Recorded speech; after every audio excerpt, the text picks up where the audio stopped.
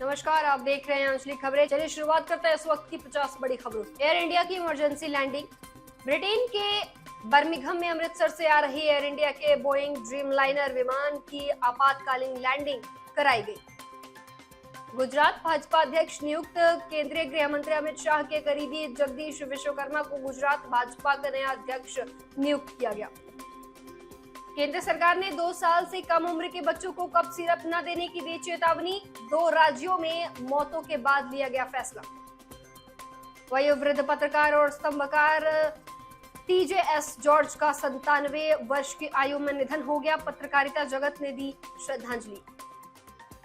भारतीय सेना प्रमुख ने पाकिस्तान को सीमा पार आतंकवाद को रोकने की चेतावनी दी। कहा, वरना वैश्विक समुदाय में पहचान खत्म हो जाएगी। दिल्ली में 2 विदेश कोच समेत 6 लोगों को कुत्तों ने काटा। बीजेपी नेता ने देश बदनाम होने के बाद कहते हुए सवाल उठाए। यूरोप की यात्रा पर गए नागपुर के एक उद्यमी दंपति की इटली में सड़क दुर्घटना में हुई मौत। मध्य प्रदेश में 11 मासूमों की मौत के बाद बच्चों को जहरीली कफ सिरप लिखने वाले डॉक्टर हुए गिरफ्तार। जालंधर में अल्लाहू अकबर नहीं बोलने पर एक शख्स की पिटाई।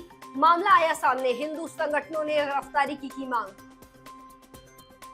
मुंबई के मीरा रोड में नवरात्र पंडाल में अंडे फेंकने के मामले में 100 से ज्यादा लोगों से पूछताछ और सीसीटीवी फुटेज भेजा रहे खंगाले। संजय कपूर की वसीयत से करिश्मा कपूर के बच्चों को बाहर करने के बाद उनकी बहन ने जताई हैरानी। गिरते होर्डिंग से बाल बाल बचे ऑटो ड्राइवर का वीडियो हुआ सोशल मीडिया पर वायरल। एक झोपड़ी में आग लगने से 10 लाख रुपए कैश जलकर खाक हो गए। ये पैसा उसे एक दिन पहले मुआवजे के तौर पर मिला था। अमेरिका में ट्रंप प्रशासन के आदेश पर पेटांगन द्वारा मुसलमानों और सिखों के दाढ़ी रखने पर प्रतिबंध लगाने का विरोध हुआ। H-1B वीजा के लिए 88 लाख रुपए देने के मामले में अमेरिका में शुल्क के खिलाफ एक बड़ा कदम उठाया गया है। जुलाई अगस्त में अमेरिकी विश्वविद्यालय में भारतीय छात्रों के नामांकन में लगभग 50% की गिरावट आई है।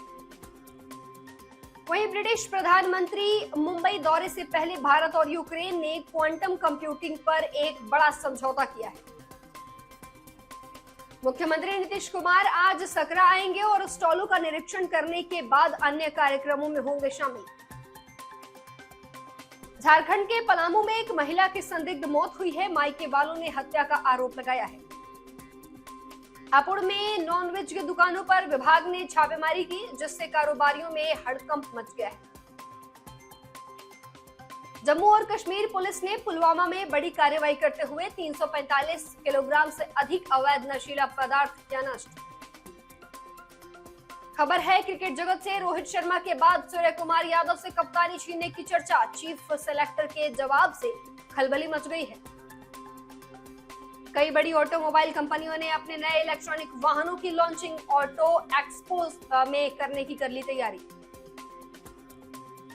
आने वाले महीनों में महंगाई दर में कमी आने के संकेत मिले हैं, जिससे आम जनता के जेब पर मिलेगी राहत। वैश्विक संकेतों के बीच आज भारतीय शेयर बाजार में शुरुआती कारोबार में उतार चढ़ाव देखने को मिला। डोनाल्ड ट्रंप के अल्टीमेटम के बाद हमास गाजा पर कब्जा छोड़ने और सभी इजरायली बंधकों को रिहा करने के लिए सहमत हो गया है। डोनाल्ड ट्रंप ने ऐलान किया कि गाजा शांति योजना के तहत इजरायल वापसी लाइन पर आने के लिए हो गया है राजी। हमास की सहमति के बाद इजरायल ने गाजा पर अपना हमला रोका है फिलहाल, लेकिन नेतन्याहू ने सावधानी बरती है। इजरायल की सड़कों पर प्रदर्शनकारी उतरे और कहा कि उन्हें नेतन्याहू पर बिल्कुल भरोसा नहीं, ट्रंप से है उम्मीद। रूस ने यूक्रेन में यात्री ट्रेन और पावर ग्रिड पर बड़ा हमला किया, जिसमें 50,000 से ज्यादा घर अंधेरे में डूब गए। यूक्रेन के रेलवे स्टेशन पर रूसी ड्रोन हमले में रेल की बोगियों में आग लगने से एक व्यक्ति की मौत और 30 घायल हो गए। जापान में होन्शु के पूर्वी तट पर भूकंप के जोरदार झटके महसूस किए गए। रिक्टर स्केल पर तीव्रता 6.0 मापी गई। जापान में सत्तारूढ़ एलडीपी ने साने ताकाइची को नया नेता चुना है, जिससे उनके देश की पहली महिला प्रधानमंत्री बनने का रास्ता हो गया साफ। नेपाल में भारी बारिश के कारण 17 जिलों में रेड अलर्ट जारी किया गया। भूस्खलन की आशंका के बीच स्कूल और एयरपोर्ट हुए बंद। पाक अधिकृत कश्मीर में हिंसक विरोध प्रदर्शन के बाद पाकिस्तान सरकार घुटनों पर आई और आंदोलनकारियों से किया समझौता। पाकिस्तान के आर्मी चीफ आसिम मुनीर ने अमेरिका को अरब सागर में बंदरगाह बनाने का ऑफर दिया है। तेहरान ने एक ही दिन में 6 लोगों को फांसी पर लटकाया। इस मामले का संबंध इजरायल ईरान युद्ध से बताया जा रहा है। भारतीय सेना प्रमुख जनरल उपेंद्र द्विवेदी के नक्शे से मिटा देने की चेतावनी पर पाकिस्तान बौखलाया गया। भारत रूस के संबंध में बदलाव। ट्रेड डील के बीच ट्रंप के करीबी अमेरिकी दूत ने बड़ा दावा किया कि भारत रूस से दूरी बनाने लगा है। जॉर्जिया में चुनावों में सत्तारूढ़ पार्टी की जीत के बाद भारी हिंसा हुई और भीड़ राष्ट्रपति भवन तक घुस गई। अमेरिकी फेडरल कोर्ट ने डोनाल्ड ट्रंप को झटका देते हुए पोर्टलैंड से सैनिकों की तैनाती पर लगा दी रोक। वहीं भगोड़े नीरव मोदी ने अपने प्रत्यर्पण के खिलाफ अब नया दांव खेला है, सबसे जिससे प्रक्रिया लटक सकती है। यूक्रेन को रूस के ऊर्जा सुविधाओं पर हमला करने के लिए अमेरिका अतिरिक्त खुफिया जानकारी देने की मंजूरी दे सकता है। नकदी संकट का सामना कर रहे पाकिस्तान का सितंबर में व्यापार घाटा 3.34 अरब हो गया, जो पिछले साल से 40% अधिक है। पाकिस्तान के कराची में 6 अलग अलग जगहों पर हुई फायरिंग, 4 लोगों की मौत हो गई और दहशत फैल गई। इजरायल हमास डील पर पीएम मोदी ने डोनाल्ड ट्रंप की तारीफ, अन्य नेताओं का भी रिएक्शन आया सामने। हिजबुल्लाह संगठन ट्रंप के गाजा पीस प्लान को खतरनाक बताकर हमास को भड़काने में लगा हुआ है।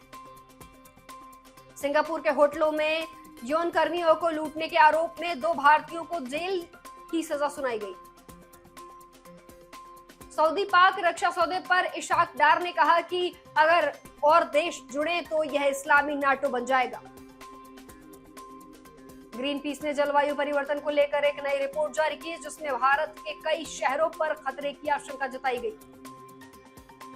बरेली हिंसा, मौलाना तौकीर रजा खान को सीएम योगी की चेतावनी, कहा वो भूल गया यूपी में किसकी सत्ता है।